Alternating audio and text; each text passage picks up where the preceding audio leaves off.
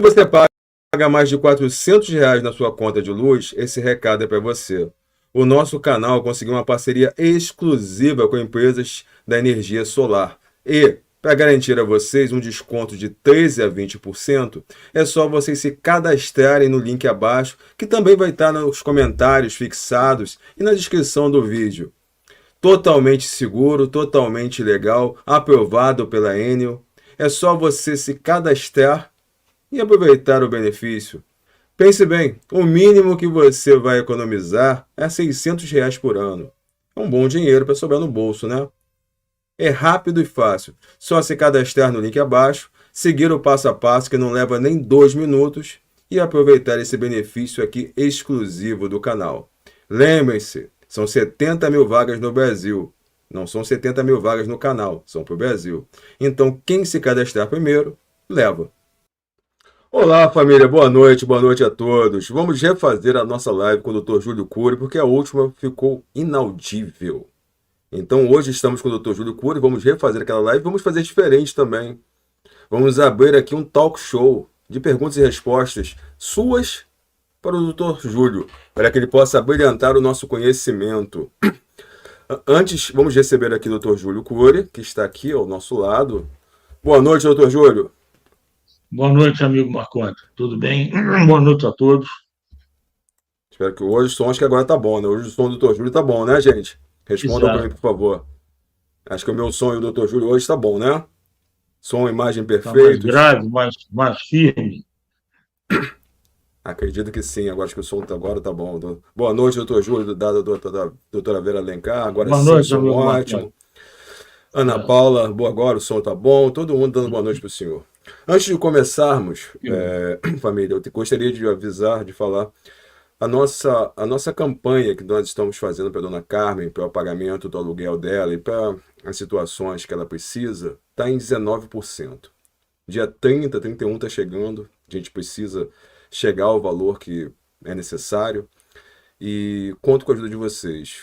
O que faltar, eu vou dar um jeito de colocar no meu bolso, não tem problema, mas eu vou precisar da grande ajuda de vocês. São 8 meses de aluguel, praticamente vai ser despejada.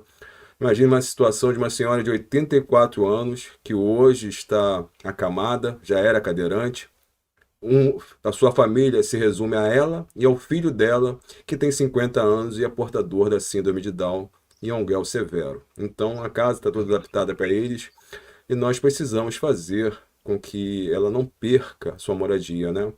Já conversei com o proprietário da casa, já fiz todos os acordos que poderiam, já coloquei um advogado para acionar o INSS, para consigam ali acertar as contas deles, mas essa dívida a gente tem que acertar. Então peço a todos vocês que ajudem, o dia 31 está chegando, a gente tem que finalizar como nós prometemos.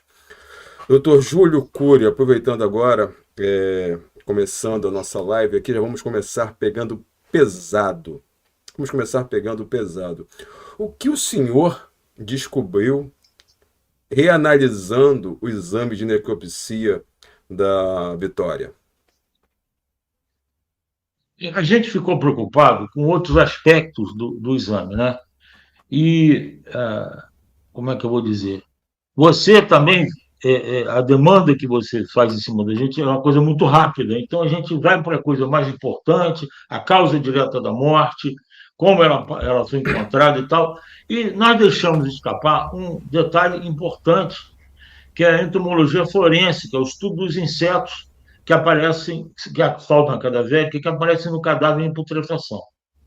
Essa fauna começa a se pronunciar mais ou menos com 3 a 4 horas da pessoa morta, falecida, e pelo tamanho das larvas, a gente pode calcular, em média, quantas horas aquela larva está ali. Então, se eu tenho uma larva, como está descrito aqui, de 0,3 centímetros, quando você sabe que quando está 0,5, ela já tem 12 horas de evolução. Com 0,3, você bota de 10 a 11 horas, mais ou menos, na proporção. Então, essa fauna cadavérica, ela só começou a se incidir sobre o cadáver mais ou menos de 10 a 12 horas ali. E é o que a gente tinha, você desenvolveu com muita propriedade, então esse cadáver foi colocado ali, ou foi descoberto, ou foi exposto mais ou menos com 12 horas naquele local, né? A gente já sabe que o cadáver está em putrefação, que ninguém tinha visto aquele cadáver antes por ali. Parece que tem uma teoria que ele foi desenterrado, tem outra teoria que ele foi jogado ali. Pelo que eu estou vendo aqui, eu acho que esse cadáver foi colocado ali 10 a 12 horas antes de ter sido achado, por causa da evolução das larvas. Ou foi exposto mais ou menos nessa hora. Enterrado, eu não acredito que ele tenha sido, porque é, você tem a fauna cadavérica do subsolo. E essa fauna que estava aqui é do ar livre, são as moscas que pousam na carne putrefata e depositam seus ovos, e ela começa a evoluir, né? Às vezes, vou tentar fazer uma comparação para vocês entenderem. Quem tem cachorro sabe que o animal, às vezes, tem uma ferida no corpo e ali faz uma bicheira. Isso. Então, quem é que nunca viu a bicheira iniciar com aquela larva pequenininha, e se você deixar, ela evolui para a larva muito maior e evolui rápido. Então, quem tem cachorro sabe que isso acontece de uma maneira muito rápida. Só para ilustrar, para vocês terem uma referência, para imaginar o que possa ter acontecido. E essa fauna, ela estava nas feridas do tórax, na região supraclavicular, que é outra ferida, ela estava imediatamente dentro dessas feridas. Quer dizer, a, a, o cadáver foi entrando em putrefação, mas essas feridas foram que mais chamaram a atenção dos insetos para que os ovos fossem colocados. E é mais ou menos por aí, porque a pele, mesmo em estado putrefativo, ela oferece uma certa resistência Resistência. à inoculação dessas larvas. Então, você tem no nariz, nas narinas, nos olhos, na boca e nas feridas. Uhum. Doutor Júlio, quando nós falamos que o corpo fala, quando nós falamos que o corpo fala, o que o corpo da Vitória conta pra gente desse crime? Olha, ela foi executada com 4 agressões por um instrumento de ação pérfuro cortante. Uma na boca, do lado direito, uma na região do pescoço, do lado esquerdo, abaixo da orelha, que não teve nenhum, não parece ter tido, não foi descrito nenhuma lesão fatal. Uma na região torácica lateral, na altura da segunda, terceira costela, que por onde houve exposição de tecido pulmonar. E a fatal, a principal, que foi na região supraclavicular, aqui em cima, de cima para baixo, que pegou a aorta descendente. Ali ela morreu na hora, né? Enquanto as outras, principalmente do tórax, agonizou, nessa a morte foi imediata, porque a laceração dessa grande artéria, dá mais de 10 litros por minuto, leva à morte imediata, perda do sentido e morte imediata. Outra coisa que ela nos diz é que não foi descrito pelo perito, tudo isso aqui que eu estou falando, eu li do laudo necroscópico. Uhum. Eu não fui na hora, não vi, mas pelo laudo eu tenho uma noção. Não existe lesões de defesa nessa moça, ela não se defendeu. É difícil imaginar que uma pessoa que leva uma facada na boca, no pescoço e no tórax não tenha tentado se defender de algum golpe desse. Então, é aquilo que a gente tinha discutido, a gente acredita que havia uma outra pessoa fazendo a contenção dela ou ela estava amarrada, mas também, como amarrada, não existe nenhum sinal de que existia uma contenção por corda, por lençol, por alguma coisa desse tipo. Então, a gente fica mais imaginando que uma outra pessoa a segurou e esse indivíduo a executou com as facadas. Doutor Júlio, eu coloquei essa imagem aqui, essa é a imagem da horta descendente, né? Que o senhor acabou de falar. O golpe, a gente tem que falar, deixar isso muito claro. O golpe que ela recebeu nessa região, ela veio na ascendente, né? E perfurou, a lâmina perfurou uns 15 centímetros, conforme o senhor disse. e fez com que ela perdesse muito, tivesse uma volemia, perda de sangue muito grande. E muita gente ainda fica falando por que, que não tinha tanto sangue na área externa. Eu gostaria que o senhor explicasse o porquê do ferimento de lâmina, muitas vezes nessa área, não permitir que o sangue saia do corpo. Você tem a cavidade pericárdica, você tem a cavidade pulmonar, pleural, e o sangue se esvai por aí, né? Ele se acumula nessa região. Você tem uma ferida em cima ou na lateral. Eventualmente, não sai, porque a musculatura pode se fechar, se contrair e manter esse sangue dentro da cavidade. Algum sangue saiu, por isso que a gente sempre falou que a gente não acreditava que tivesse dentro do carro, porque praticamente não foi achado nada dentro do carro, É né? muito Só na pouco. mala. Isso. Então, a gente também levanta essa hipótese de que ela tenha sido assassinada em outro local, e não dentro do carro, mesmo por causa da posição do agressor com a posição dela no banco de carona, né? Banco do carona. A região da crosta da horta e a horta descendente é esse cajado aqui em cima, onde vocês podem olhar, observar, tem esses três ramos de artéria saindo um pouco mais para o lado direito, nesse ângulo, daí para baixo. Eu acredito que tenha sido por aí, porque a faca não teria conseguido chegar mais baixo. Doutor Júlio, esse ponto, eu vou botar uma foto aqui agora, que a gente vai explicar um pouquinho sobre essa tese, inclusive. Aqui nós encontramos, vou voltar um pouquinho as fotos, a camiseta da Vitória, tá? Essa é a camiseta que ela estava usando no dia em que ela perdeu a vida. Se por um acaso, ela tivesse sido amarrada, veja bem, entenda o que eu vou querer dizer. Se ela tivesse sido amarrada, muito provavelmente esta camiseta ela teria resquícios de sangue, porque o sangue sairia, bateria na corda e mancharia a Vitória, mancharia a roupa. E nós não vemos isso, nós só vemos nessa camiseta as marcas dos ferimentos, as entradas, e pouquíssimo sangue, não temos nenhuma marca de corda, não temos nada. O que me leva a crer que pela sua experiência, esteja correta, e mais que correta, tenha acontecido exatamente como o senhor disse, que alguém a tenha imobilizado com suas mãos, provavelmente ela imobilizada de costas, de frente para o executor, e assim tenha sido cometido o crime. Porque, pela sua experiência como médico legista, se ela tivesse sido amarrada, esta camiseta ela teria mais marcas de sangue, não teria? Bom, a gente estava discutindo antes que quase não sai o sangue dela, né? É uma ideia. É possível, não há firmeza nessa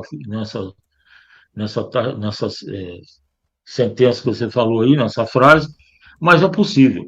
É, essa camiseta ela tem os furos da faca? Tem as Tem, perfurações da faca? tem, tem, Tem? tem. Então, possivelmente ela estava até usando essa camiseta no momento do crime. Sim, E, e é aquilo que a gente falou, nem sempre o sangue sai na profusão que a gente espera, mas ele sai para dentro da cavidade pleural, no caso, e pericárdica, e ficou lá dentro. Como foi uma ela, coisa muito rápida, ele se coagulou também rápido e não saiu. ela tem exatamente os furos relativos ali, os rasgos relativos à entrada da faca. Eu não vou dar um zoom porque tem mais coisas aqui, mas não preciso detalhar. Poderia ter sido até lavado. Essa camiseta poderia ter sido lavada. Isso aí é uma possibilidade. Ou ela ter Uhum. sido lavada, porque no local pode ter jorrado muito sangue, foi lavado porque o indivíduo tinha que tirar as provas do local. Sim, e por conta disso, vamos falar mais um pouco sobre a parte técnica. O exame de necropsia, ele relata se a mulher, ela no período em que perdeu sua vida, se ela estaria grávida ou não. A Vitória não estava grávida. Não estava grávida. Isso é só O porque perito está. foi. O perito é uma das coisas que a gente faz na necrópsia de mulher, quando a gente. É uma das. Finaliza olhando o útero. abre o útero e vê se existe implantação de embrião ou não, ou em outro local, na trompa, alguma coisa assim. É importante esse tipo de observação, de constatação, né? Dizer, porque às vezes o objetivo do crime é neutralizar Uma uma gravidez. gravidez. Ou ele uma vingança porque a mulher ficou grávida, como se ela fosse a única culpada disso. Então, é, o indivíduo pune a mulher ou mata. Na verdade, ele não mata só, ele quer, a intenção dele não é matar a mulher, é matar o conceito, para ele não ter esse problema depois. Então, gravidez não tem. Outro Não ponto, tem. outro ponto, doutor Júlio, não se pode, tecnicamente, embora todos nós desconfiemos, tecnicamente não se pode falar em abuso, né? Que tenha existido Não, abuso, não existe elementos, porque o cadáver em putrefação prejudica, são provas biológicas que se deterioram com a putrefação. Você não tem como. Na medicina legal, tudo tem que ser comprovado, senão você está jogando conversa fora e acaba dando nulidade do processo lá na frente. da nulidade no processo. Outro ponto, para deixarmos Isso. muito claros aqui, vamos falar essa parte. Com relação ao cabelo da Vitória, o que o corpo diz? Os cabelos estão ausentes, né? Completamente ausentes, se eu não me engano. Isso, E isso completamente aí ausente. a gente acredita que tenha sido raspado. E quando há um processo putrefativo no couro cabeludo de uma mulher, o cabelo vai se desprendendo, mas ele não se desprende todo. Né? Você tinha me falado que no local não foi achado nenhum fio de cabelo dela. Não, E o cabelo ele não apodrece, ele fica ali. Né? Então, foi raspado. O cabelo dela foi raspado. A foi possibilidade retirado. disso é muito grande. Se nós pensarmos, me corrija, doutor Júlio, eu estou pensando aqui analiticamente. Se nós pensarmos que o corpo dela não estava naquele local e que também não há cabelo naquele local, eu posso dar quase que uma certeza que existe um local intermediário entre o local da morte e o local que ela foi achada. Correto? Eu acho que existe só o local da morte e o local onde ela foi achada. Eu acho que ela foi morta em algum lugar, ficou algum tempo neste local. Quando começou a entrar em putrefação, porque talvez o indivíduo não soubesse o que fazer com o cadáver, ele já levou para esse local e desovou aí, porque o cheiro é muito forte. Né? Se você tiver morando numa casa e a casa vizinha tiver alguém que tenha falecido de morte natural, em 2, 3 dias ninguém fica na sua casa. O cheiro é muito forte. E é um odor de putrefação diferente. É impressionante como ele é mais forte, ele é mais penetrante e irritante. É uma coisa, irrita a mucosa. Você não consegue, quem não está acostumado. Eu, com 30 anos de ML, nunca me acostumei. Era difícil fazer necrópsia de cadáver depois. A gente sofria bastante. Imagino. Doutor Júlio, então, o senhor pode me explicar, como o senhor também é perito, o que seria a transferência biológica? Se nós pensarmos que o local que a Vitória perdeu a vida não tenha sido a casa do Maico, porque na casa dele foram encontradas poucas evidências sanguíneas. Poucas. Acredito que no total ali de evidências não chegue a 100 ml. Poderia ser uma transferência, ele sujo e sujando a casa? Ele teria que sujar muito essa casa, porque as facadas foram importantes, embora a gente acredite que não tenha saído tanto sangue assim. Uhum. Mas existe alguma perda de sangue por esse cadáver. Eu acho que ele deve ter colocado ela em cima de algum saco, alguma proteção de plástico, alguma coisa, mesmo porque parece que ele transportou ela dentro da mala do carro, não é? Exatamente. E, e ele protegeu esse carro com plástico, com alguma coisa impermeável, que foi achado algumas gotas de sangue na mala, né? É Sim, ali que foram ele transformou, achados. é ali que ele transportou ela. Isso aí. Aqui no tapete do. E, eu ainda acredito que ele matou no local que ele escondeu dentro do mesmo local, quando entrou em processo putrefativo, ele levou e desovou por ali. Esse daqui são os tapetes do carro. Nós vemos aqui algumas manchas, mas pela mancha não é possível saber a volemia, né? Mas isso aí está com luminol? É isso que tá, essa mancha Isso, branca é luminol? é, Ué, tinha tapete, tinha mancha de sangue nos tapetes de trás e no tapete da frente. isso. Como é que uma pessoa sozinha poderia fazer manchas, deixar manchas dela, tanto na parte de trás quanto na parte da frente, se ele está dirigindo? Pois é isso é uma boa pergunta. Olha só como tem sangue aí. Olha só. O volume você não consegue medir, mas você está vendo que tem gotas de sangue para todos os lugares. No tapete, em cima do banco. Aqui, ó, manchinhas que foram gotas, que espirros É, respingou tudo aí. Ó. Na frente. na frente. Como, Eu como, acho que tinha como? alguém nesse banco de trás. Um ou É, dois. sim, porque se você tem marcas de sangue dela na frente e atrás, ela foi transportada tanto na frente quanto atrás. Isso. Ou quem estava com ele sujou o pé de sangue e pisou na parte de trás. Pode ser, com certeza. Uma outra Né? possibilidade muito Na hora grande. do transporte, quem levou, então esse corpo ficou dentro do carro 2, 3 dias até entrar em putrefação. Pode ter acontecido. Pode. Ele escondeu na mala do carro até ter uma oportunidade de ter uma desova dele. Aqui, ó. Isso aqui é do porta-malas, um pedaço Olha olha só como tem sangue aqui. Olha só, tem muito aqui. sangue. Ó, olha só. Isso é da parte traseira ainda, da É, mala. do porta-malas. Tem muito sangue. Tem muito sangue. Eu não estou tirando a possibilidade dela ter sido morta dentro do carro, não, tá? Uhum. Porque a gente tem pouca informação. Eu acho que ou alguém segurou ela e esse indivíduo a esfaqueou, ou ela foi levada para dentro da casa, foi amarrada, teve uma contenção amarrada, foi contida, foi morta, depois recolocada de volta na mala do carro. Aqui nós vemos, doutor Júlio, eu estou aproveitando o seu conhecimento. Aqui o cão farejador, ele indicou que existia ali naquele ponto material sanguíneo da Vitória, que foi Ah, aqui encontrado nos dutos da cozinha, dentro do encanamento. sim. Aqui, ó, o cão também apontou esse ponto aqui do quarto. Aqui foram dois cães que apontaram para o mesmo local. Ó, mesmo local. Aqui, O aqui, animal não se engana, tá? O animal não se engana. É impressionante a precisão onde ele tanto droga quanto esse outro tipo de material. É impressionante como ele consegue detectar com apurado. E ele vai exatamente no ponto.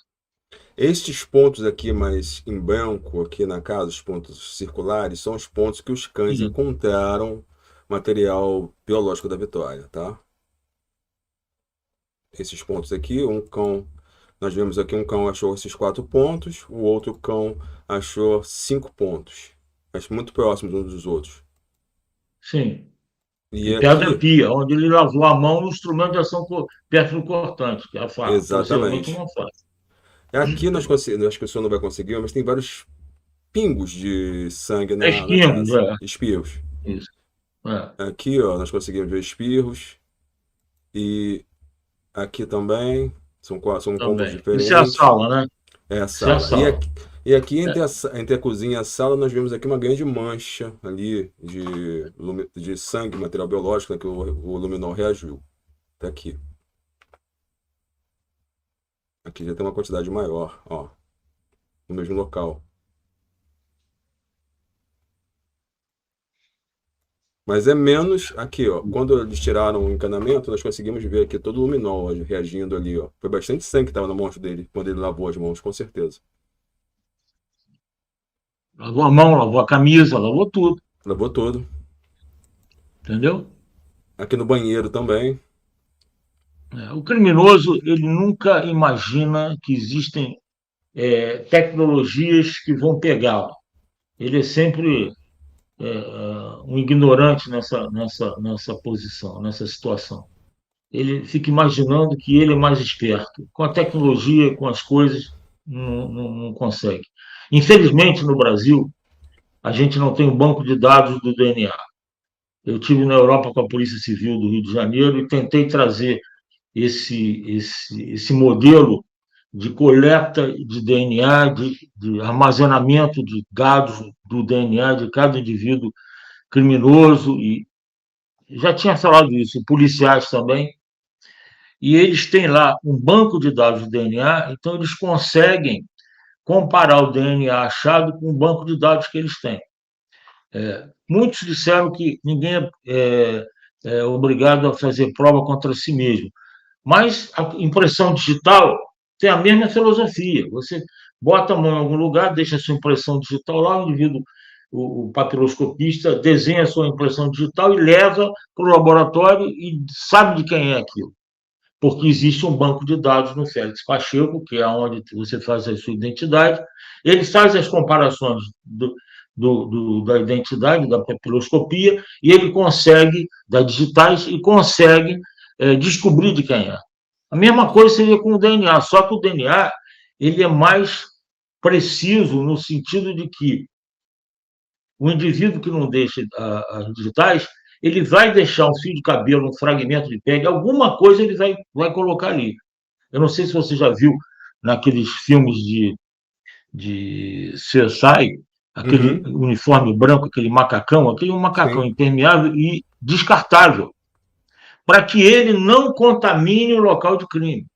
Então, o local de crime é a maior preservação que a gente tem que ter cuidado. E aqui a gente não preserva.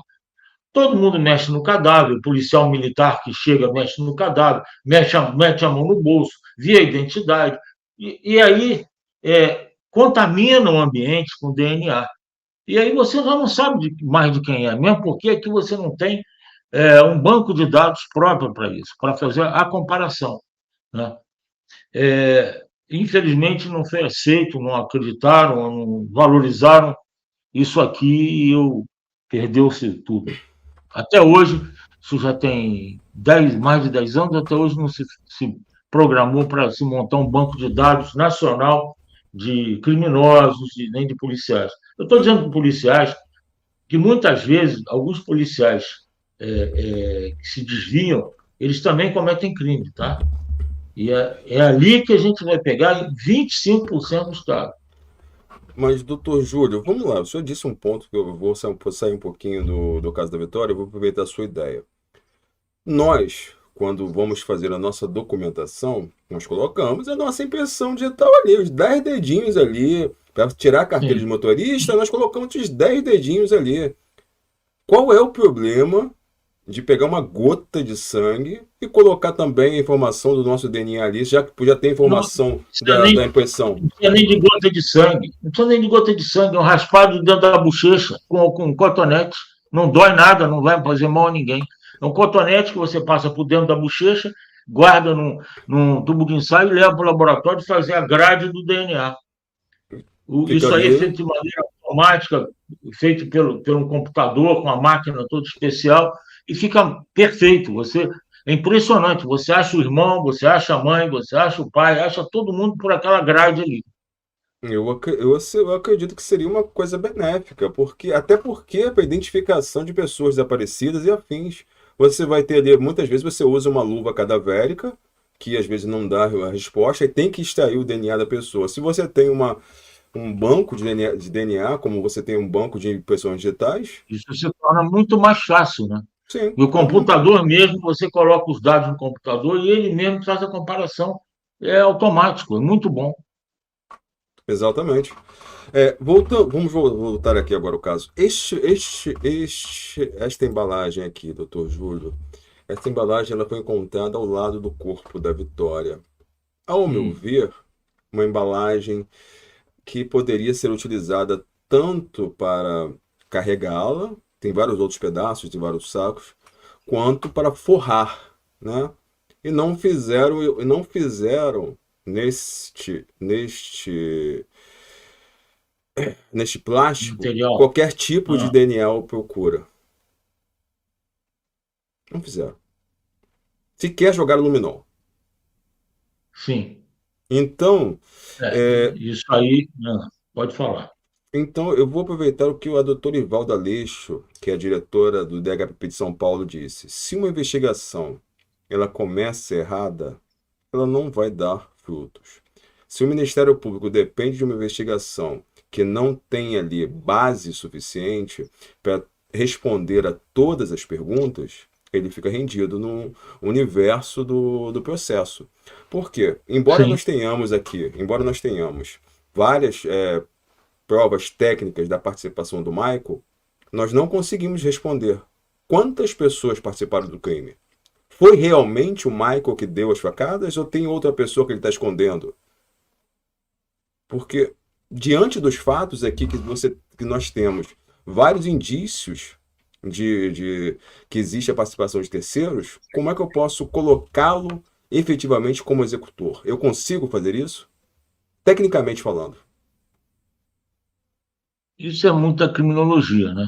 Isso aí Uhum. é investigação. Mas tudo indica que ele, se ele não é executor, ele participou disso aí. Tudo indica. São as filmagens do carro. O carro não era dele, ele não era proprietário do carro. Proprietário do carro. Então tudo converge para ele. Mas eu acho que não tem mais, porque tem mais alguém, algum elemento aí que está faltando.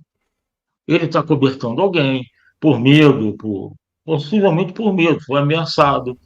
E eu acho que a gente já vem falando isso há muitas semanas, né? Que Sim. a investigação não deveria ser concluída agora, deveria continuar. O senhor, além Mas de eu também médico. não sei até que ponto o delegado tem espaço para continuar, porque ele tem prazo, tudo isso. Então, se o senhor, doutor Júlio, além de médico legista, o senhor também é perito criminal. É, o senhor. Não, O senhor olha, perito criminal é perito de local. Ele faz a perícia de local. Eu sou perito legista, sim, criminal sim. legista, tá? Criminal legista, isso, é isso, eu quis É, dizer. a gente tem que separar bem, porque de repente podem achar que eu estou entrando na seara de outro local aí, e aí não fica legal. Não, sim, mas o perito criminal legista. Não seria interessante, no momento em que o crime é descoberto, que vai ali fazer a remoção do corpo, que se tivesse no momento um médico legista acompanhando? Porque ele teria Seria todas as ideal, informações do meio externo. Estou seria errado? ideal, seria ideal, não. Aqui no Rio de Janeiro já foi feito isso, mas com a déficit grande de peritos, não se conseguiu dar continuidade a isso. O ideal é que o perito legista vá junto com o perito de local e observe todas as comemorativos, os dois juntos, porque aí ele vai ter uma clareza maior do que só o perito de local. Assim como em toda necrópsia de crime, o investigador deveria estar presente. Na França e na Alemanha e na Inglaterra, o investigador entra dentro da sala de necrópsia e assiste a necrópsia juntamente com o perito legista. E lá ele ainda tem o perito, o fotógrafo, que a gente tinha aqui, isso foi extinto, que faz as fotografias de boa qualidade do cadáver e das lesões. Porque, às vezes, o indivíduo, nós, como médicos legistas, somos obrigados a fazer fotografias, às vezes com câmera de celular. E não é o mais apropriado. O apropriado é que um profissional da área de fotografia faça essas fotografias por causa do contraste, por causa da iluminação, por causa de vários detalhes. Quem sabe fotografia conhece, né? Quem conhece fotografia sabe disso. E para que você tenha uma qualidade de imagem superior e dali você possa visualizar exatamente o que aconteceu. Teve um caso há poucos meses, onde foi feita uma fotografia de um suposto estrangulamento, mas o brilho da fotografia era tão intenso que você não via absolutamente nada. Então, é uma prova técnica anulada, jogada fora, porque é igual um escrito que você não consegue ler. É ilegível, né? Sim, concordo completamente. Doutor Júlio, para finalizarmos essa parte técnica e depois abrirmos aqui para as pessoas que estão aqui acompanhando, para as perguntas, que é o objetivo, eu fiz essa pergunta na última live e eu gostaria de repeti-la. É, pelo que, pelo que a Vitória passou corporalmente do momento que ela foi raptada até o momento que ela perdeu a vida? Quais foram os sintomas corporais do medo, da angústia? O que ela sentiu? Isso é uma parte médica, que acho que dá para falar. Um estresse grande, aumento de pressão, taquicardia, pânico, né? Sensação de que ia morrer, que é uma coisa que deve ser uma coisa horrorosa. Quer dizer, houve um sofrimento psicológico extremo, né? Juntamente depois, o sofrimento físico foi até rápido, mas o sofrimento psicológico é uma coisa horrorosa. Foi muito longo até ele pegar, botar ela dentro do carro e levar para algum lugar e executar o que ele executou é uma coisa realmente lamentável. Alguém tem que passar por isso.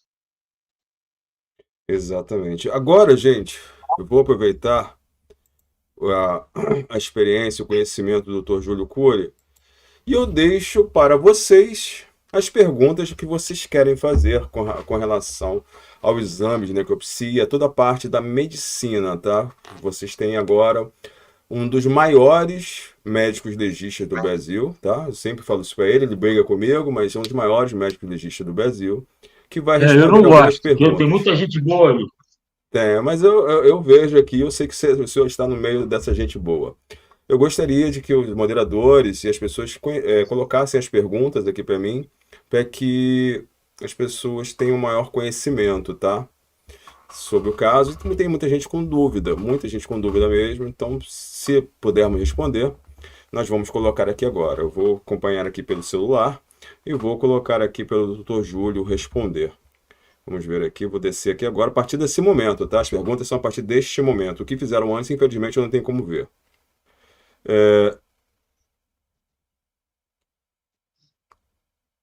Deixa eu ver, vamos ver aqui. É ao vivo? Sim, é ao vivo. Vamos lá, só as perguntas. Doutor, por um acaso a acusação deveria pedir a presença de um legista? A Fabiana Brown está perguntando. A função do legista já foi feita, que foi a necrópsia. Ela talvez, é aquilo que a gente já falou, seria interessante que ela estivesse no local de crime, do crime também, e que esse local de crime tivesse sido preservado. Agora, a acusação agora está materializado no laudo. Chamar esse legista para quê? Para repetir o que está no laudo? É o que ele vai repetir, vai ler de novo o laudo. Então, eu só leio o laudo. Eu acho que é dispensável. Indispensável, perfeito. Algumas pessoas estão perguntando aqui, a Georgiana, doutor Júlio também é professor? Acho que o doutor Júlio é palestrante, né? Professor. Às vezes eu já dei muita aula aí, mas agora eu diminuí. É, Dava aula de cirurgia e outras coisas. Medicina legal, dei aula também para o Tribunal de Justiça do Rio, mas tudo isso eu diminuí porque não está sendo compensatório. estão perguntando aqui, doutor Júlio, foi dito por algum local que tem uma amarração no pulso direito dela. Isso está no exame de necropsia ou não? Não existe, né? Não lembro de ter visto. Posso até olhar rapidamente aqui a parte externa, mas não lembro de ter visto essa amarração aqui, não, essa contenção por corda. Não tem. Se você, se você não vi nada disso. Eu também não, É não tenho mesmo, tatuagem, não. está escrito tatuagem, e às vezes a tatuagem auxilia no reconhecimento do corpo. A família reconhece a tatuagem, mas não tem nada relativo à contenção das mãos manietadas, como a gente chama. Uma coisa que o pessoal está perguntando também, doutor Júlio, por que o rosto da Vitória ele ficou tão, vamos dizer assim, entrou tão rápido em estado de decomposição a ponto de ficar irreconhecível? É por conta do tempo de 7 dias? Porque era a posição que ela provavelmente estava com a cabeça mais inferior ao resto do corpo. E isso aí facilita, agiliza a decomposição. Mas talvez estivesse mais fechado, mais cobertado, e é muito difícil.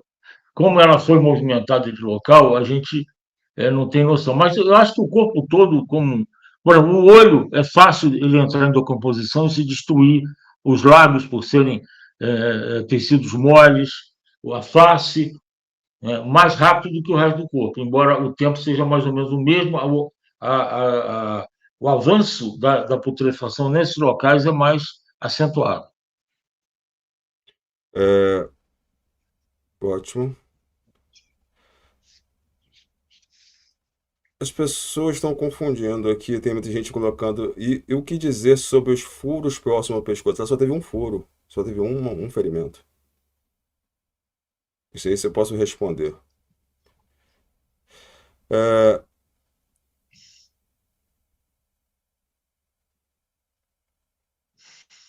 por que algumas lesões não foram descritas no laudo? Porque se não foram descritas, não existem. Não é isso, doutor Júlio? Exatamente.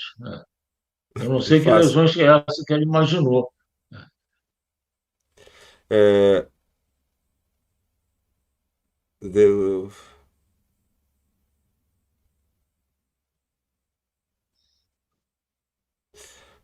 Sônia Ávila, por que não citam o furo nas costas, Marconde? Não tem furo nas costas, tem no tórax, né? Que foi uma facada. Não tem descrito. A facada lateral. É a facada lateral, exatamente. O que acontece, doutor Júlio? Muitas pessoas pegaram informações em locais que não estão preparados para passar um laudo de necropsia e viram fotos e acharam. Foi um achismo violento. E agora eu estou vendo aqui que as pessoas ficaram com isso na mente. Só para fazer um resumo, ela só teve os ferimentos que o senhor disse anteriormente. Fora isso, não tem mais nenhum, né? Não. Não está Então, descrito no laudo. Então, família, não existe nenhum outro ferimento na Vitória que não seja o que o Dr. Júlio falou, tá? Isso Pessoal, é, eu faço aqui comentários do que está escrito no laudo. Fora disso, eu não tenho. O que eu mais ou menos pude ver nas fotos que não são muito precisas. Fora disso, é tudo suposição. sim. Até porque o senhor viu, infelizmente, o senhor viu as fotos do corpo, né? Então dá para ver bem claro ali o E, que tem e o que não tem. Então, e também tem pontos, né, que a gente fala, né? Dependendo da forma que o corpo fique, os gases vão ter que sair para algum local e podem fazer com que aí aberturas no corpo, né? explode, né? A verdade é que Exatamente. quando quem nunca viu o corpo desse explodir, parece até um spray de gás, pô, normalmente é no abdômen. Exatamente. Foi. é,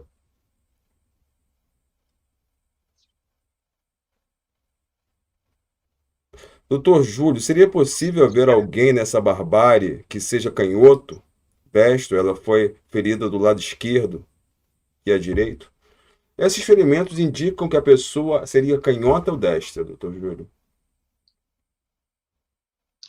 Mas é porque a gente não sabe com certeza A é, posição. a posição que estava o agressor.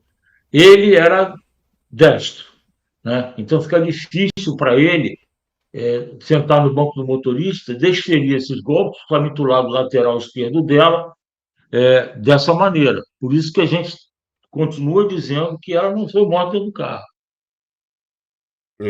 Entendi. Ah, o dente quebrado foi por conta do golpe do ferimento da Da faca, né? faca. É, isso. Tá. Ah, Foi muito Israel. forte. Levantou o primeiro molar dela, tirou ele do local. Sim. O pessoal tá falando muito da mão dela, que estava com plástico. Na verdade, ela tinha a chamada luva cadavérica. O senhor pode explicar para a gente o que seria isso? Luva É o cadavérica? desprendimento, da pele da mão inteira por causa do processo putrefativo. Inclusive, o papiloscopista usa isso, ele tira o dedo ou a mão inteira e enche de silicone, não, de vaselina, para poder é, é, visualizar as digitais do cadáver. O pessoal está falando muito desse furo nas costas. Na verdade, esse furo nas costas que o pessoal deve estar falando é o ferimento da faca. Com certeza que o pessoal viu a foto Eu e não, com não sei certeza no que estado. furo é esse, não tem furo É, nenhum não nas tem costas. furo, não tem. Só Não. a imagem na verdade é essa. Na verdade é a foto ali, da forma que foi tirada, deve ter gerado esse entendimento de quem viu e não conhece o processo. Eu entendi. É isso, gente. Não tem mistério, não tem furo nas costas, não tem isso, tá? O que aconteceu foi o ferimento da faca que pode ter ali ajudado na fauna cadavérica e ter ficado um buraco um pouco maior do que um corte. É isso. A Gabriele está me perguntando aqui, tá, do Dr. Júlio, mas acho que isso aqui o senhor não consegue responder. Doutor Júlio, tem como cancelar toda essa investigação e começar novamente mandando pelo DHPP? Não, não tem. Isso já. Eu acho que não. Não, não tem. Doutor Júlio, para gerações futuras, no teste do pezinho feito na maternidade, já poderia ser coletado o DNA? Sim, mas não, é o que eu acabei de falar. Você não precisa de sangue para coletar o DNA. Basta você tirar, passar um cotonete dentro da mucosa bucal e ali aquela celularidade que tem ali já te dá o DNA da pessoa. Você não precisa de sangue. Uhum, concordo. É uma ideia de todo mundo ter. Você imagina, vamos imaginar uma coisa aqui bem avançada. O indivíduo nasce, o DNA dele é coletado e é colocado num banco de DNA e ele recebe um chip com esse DNA fácil de você detectar, igual esse chip que tem no cachorro agora aí.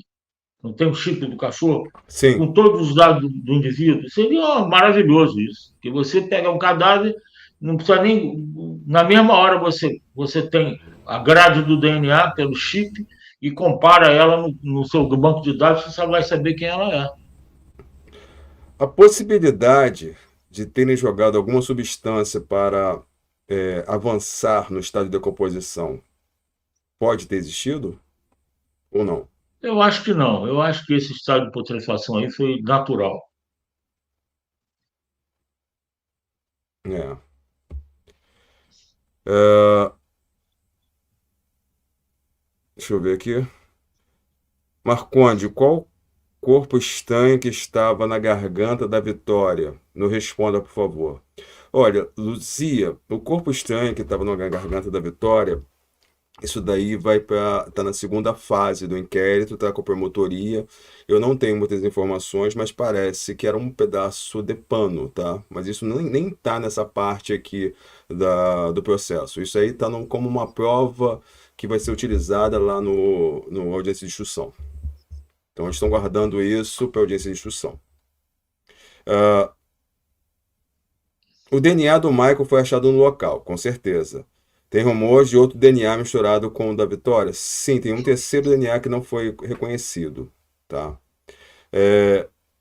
Deixa eu ver mais aqui. Acho que você, para ter o reconhecimento do DNA, você tem que ter um banco de dados. Você vai comparar esse DNA com quem? Você não tem um banco de dados. Sim, concordo.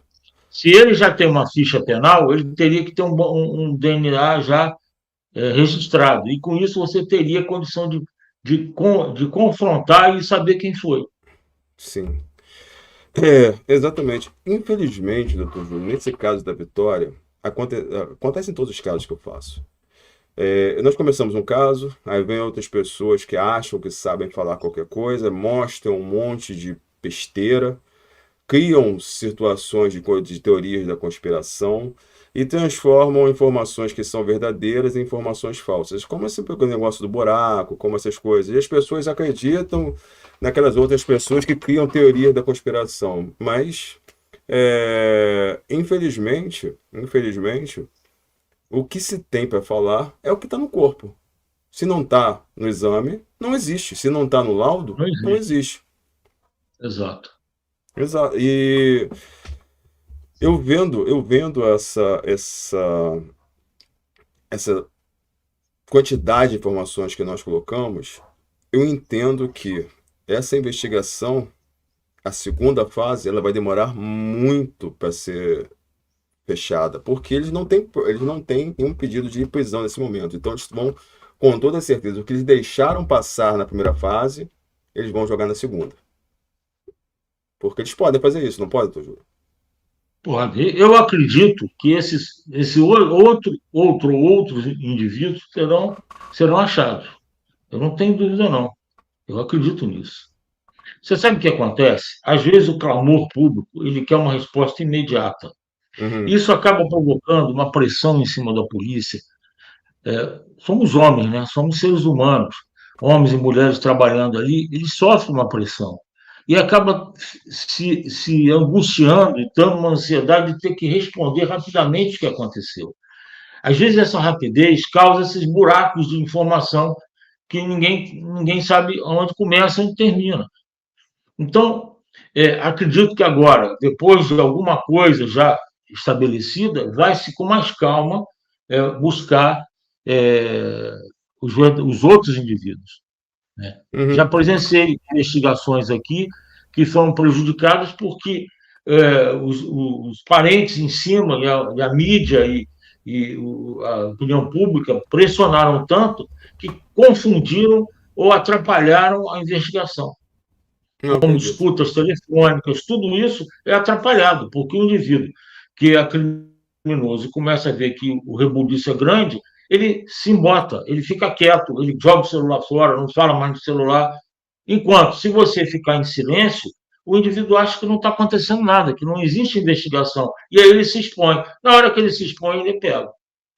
Então, a Exatamente. opinião pública tem que entender isso, que às vezes a polícia precisa de um tempo para que o próprio criminoso se exponha.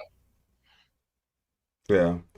Doutor Júlio, nós falamos aqui, quando foi feito o laudo de necropsia, entre o tempo do laudo de necropsia e a perda de vida dela, daria ali entre 6 e 7 dias. Ou seja, ela por consequência, teria perdido a vida no mesmo dia em que ela foi raptada. É, Se ela perdeu a vida no mesmo dia que é raptada, como, como que ele conseguiria manter esse corpo escondido por conta do odor? Teria que estar lacrado, fechado, enrolado? Como? Eu acho que ele estava enrolado num saco plástico, ele deve ter começado a cheirar mal lá pelo terceiro, quarto dia, e se ele tivesse numa área externa, como, por exemplo, na mala do carro, fechado, ele poderia ter colocado em outro local e de pouco acesso, mas quando ele viu que o odor era muito intenso, ele tinha que se desfazer do corpo. Sim. Eu sei que eu vou fazer uma pergunta meio indiscreta para o senhor, porque o senhor é aposentado como policial, médico legista, mas eu preciso fazer essa pergunta.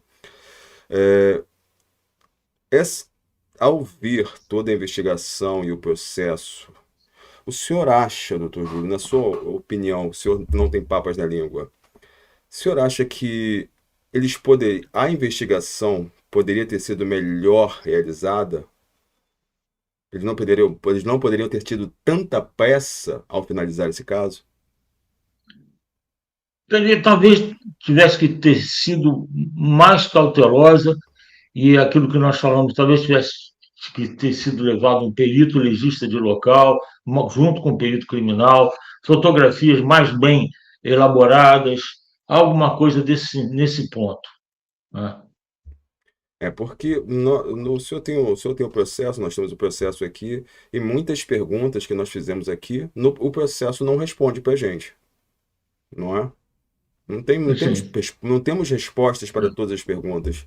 E isso é ruim para uma investigação, porque quando vai chegar agora, que vai verdadeiramente virar processo, eu acredito que o promotor ele vai estar um pouco vendido devido à quantidade de informações ali duvidosas. Porque a defesa vai bater em todas as dúvidas.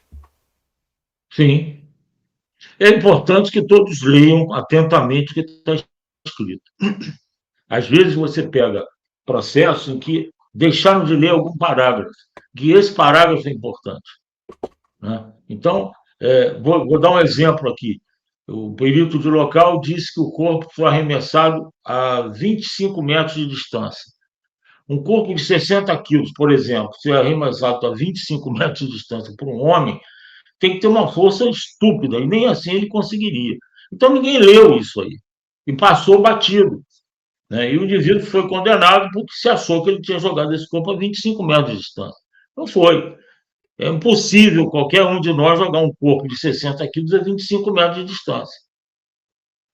Então, É, carece de leitura. O problema é que existe uma demanda muito grande para o profissional da área jurídica, promotor, juiz, delegado. Eles não estão dando conta. A criminalidade no Brasil está crescendo a níveis assustadores. sim, E você tem vamos dizer assim, um regimento de pessoas estabelecido há 30 anos atrás, 40 anos atrás, um número de pessoas que foram determinadas para que fizessem esse tipo de trabalho. Elas não estão dando conta. Né? Nós temos que ver o outro lado também.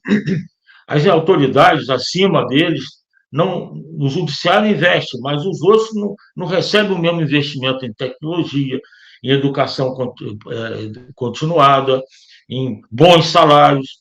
Porque o médico, por exemplo, que trabalha no ML, que ganha pouco, ele não consegue só se dedicar ao ML, ele tem que fazer outras atividades dentro da área médica para sobreviver.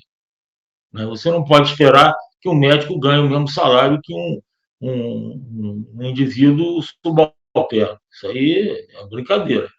Então, ele é obrigado a se dedicar em outras atividades e acaba deixando uma lacuna nesse aí. o doutor Júlio, uma pergunta boa aqui.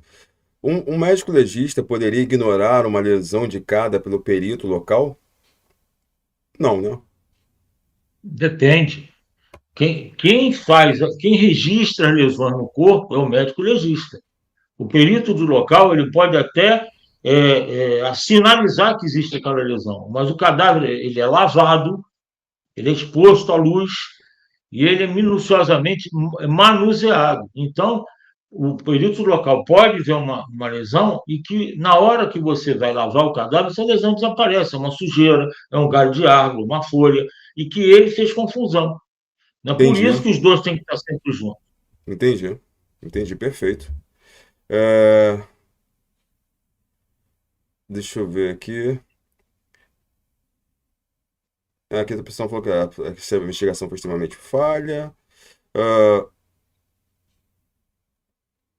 isso aqui é uma pergunta que talvez o senhor saia um pouco do seu conhecimento, mas. Doutor Júlio, seria possível uma única pessoa ter deixado o corpo da Vitória naquele local onde ela foi encontrada? Nós já conversamos isso aí. Eu acho que uma só não ia conseguir levar. Também Pelo não menos acho. duas. Nós já tínhamos conversado isso lá na live das primeiras. Primeiras, se eu não me engano. É, exatamente. As outras perguntas são mais ou menos repetidas. É, gente, nós não vamos responder sobre teses ou teorias de outras pessoas, porque não vem ao caso. Aqui a gente fala sobre o processo, sobre as falhas, sobre o que está lá, e não sobre o que está na mente das pessoas, tá? A gente tem que se ater ao que está no processo, o que vai ser embasado. Medicina legal são fatos. Não há suposições. Se você entrar com uma suposição, não tem resposta. Exato, concordo. Então a gente não vai fazer sobre teorias, isso é só somente fatos. É, agora um achismo, tá? Para gente finalizar, doutor Desculpe, se Júlio. tem algum estudante de direito aí, guarda essa frase que eu acabei de falar. Aquele indivíduo quase foi atropelado, aquele indivíduo quase morreu na ambulância porque a ambulância demorou. Aquele indivíduo, o tiro quase matou ele. Não existe quase. Ou houve a morte, ou houve o acidente, ou não houve. Não existe quase. Medicina legal não trabalha com suposições, só fatos. Exatamente, concordo. Ah, doutor Júlio, é uma pergunta que vai ser um pouco do seu conhecimento da área de medicina legal, mas da pessoa do doutor Júlio. O senhor acha que existe alguma possibilidade desse rapaz sair da cadeia? Pelos, pelo processo, pelas provas que hoje existem? Olha só, eu vou falar de uma maneira genérica, tá? Não, Uhum, não uhum. há, não há como especificar, porque eu não conheço o processo todo, nem sou jurista. Se houver alguma falha da acusação, ele vai sair. Se não se conseguir provar mesmo ele sendo réu, confesso, tem provas técnicas, que quem prova ou quem desprova são as provas técnicas. Que ele fez o que ele disse que fez, ele vai sair. Não há dúvida. Entendi. Não tem dúvida. Então, o processo. Esquece tudo que vocês estão vendo hoje em dia aí, que o que a gente está vendo hoje é um esdrúxulo. Mas o processo, ele tem um rito próprio que tudo isso tem que ser respeitado. Ele foi todo desenhado, todo construído em cima de garantias individuais, garantia do indivíduo. Eu não sou jurista, tá? É o que Uhum. a gente, pela convivência, a gente está trazendo. É, e se houver alguma falha de procedimento, se houver alguma falha processual, ele vai ser colocado em liberdade. Se não for colocado na primeira instância, vai ser colocado na segunda. Meu medo é esse. Meu medo é esse. Doutor Júlio, satisfeito por hoje, por essa aula, por o senhor ter atuado aqui com maestria, respondendo as dúvidas das pessoas. Mais uma Eu fiz o que vez. pude. Hum? É. Eu fiz o que pude. Não. Mais uma vez, falamos de fatos. Se não é fato, não está no inquérito, não vai para o processo. Se não vai para o processo, não vai ser julgado. Se não vai ser julgado, a nossa discussão seria perda de tempo. Então Sim. entendam, o que nós falamos é o que pode ser colocado, é o que pode ser provado. Se tem dúvida, se não tem dúvida, a gente colocou aqui, existem perguntas que não têm respostas. E aí, cabe ao imaginário da sociedade tentar respondê-las. Mas estas respostas não se aplicam ao processo. O processo pura e simplesmente vai dizer: não há respostas. Isso pura e simplesmente. Aqui vai um elogio para você, já que você fica rasgando a seda para mim. A sua reportagem é muito rica e muito profissional, porque você não é tendencioso. Não. Quando você começa a ser tendencioso e tentar manipular a cabeça das pessoas, isso deixa de ser imprensa, isso parte para outra coisa. Então, esse tipo de reportagem que você faz, o seu comportamento neutro é muito bom. É isso que é democracia, isso é que leva a gente para frente. Você informa, agora as pessoas têm que tomar a sua posição de maneira independente. É, Parabéns. exatamente isso. Colocando minha humilde opinião. Michael tá no crime. Ponto. Quem mais tá? Não sei. Quer dizer, Ele não vou sabe, ele responder. sabe, É, ele sabe. exatamente. Exatamente. Doutor Júlio, que aula de ser Obrigado. humano, que aula técnica, que paciência com as pessoas aqui. Muito obrigado mesmo. É sempre uma honra tê-lo aqui, é sempre uma honra. Eu gostaria só de saber quando é que falaremos sobre violência doméstica, que o senhor disse que vai preparar esse tema. Eu Estamos. tenho eu tenho uma aula para dar na outra semana, estou enrolado com ela. Deixa eu sair disso que eu vou montar um live sobre violência doméstica, tanto do lado da mulher, do homem contra a mulher, quanto o reverso também, porque elas estão se utilizando da Lei Maria da Penha e de outros artifícios para condenar homens que nunca fizeram nada. Então, são os dois lados, né, da mesma moeda, que a gente vai ter que discutir isso aqui. Vai ter que ser uma por um lado da moeda, outra por outro lado da moeda, porque Perfeito. elas se utilizam desse artifício para prejudicar o ex-companheiro, seja lá quem for. E a violência contra a mulher é uma realidade. Eu tenho vivi muito isso dentro do ML. Até hoje eu convivo, porque faço parecer, e eu chamo isso de uma epidemia. Eu digo que é uma doença genética, genética, que Uhum. ela passa de gerações por gerações, é um comportamento social patológico e que não pega só a mulher, pega contra a criança, vem tudo de um ponto só. A violência contra a mulher, contra a criança, e a gente vai discutir isso. Conseguiríamos algum caso prático para usar nessa live como exemplo? O senhor tem em mente algum Eu caso? posso tentar levantar, eu devo ter alguma coisa assim, Perfeito. tá? Doutor Júlio, mais uma vez, muito, muito obrigado. Muito obrigado Não, mesmo. disponha, você é bom amigo. Aproveitando aqui que vocês estão, mais uma vez, peço, até o dia 30, 31 está chegando.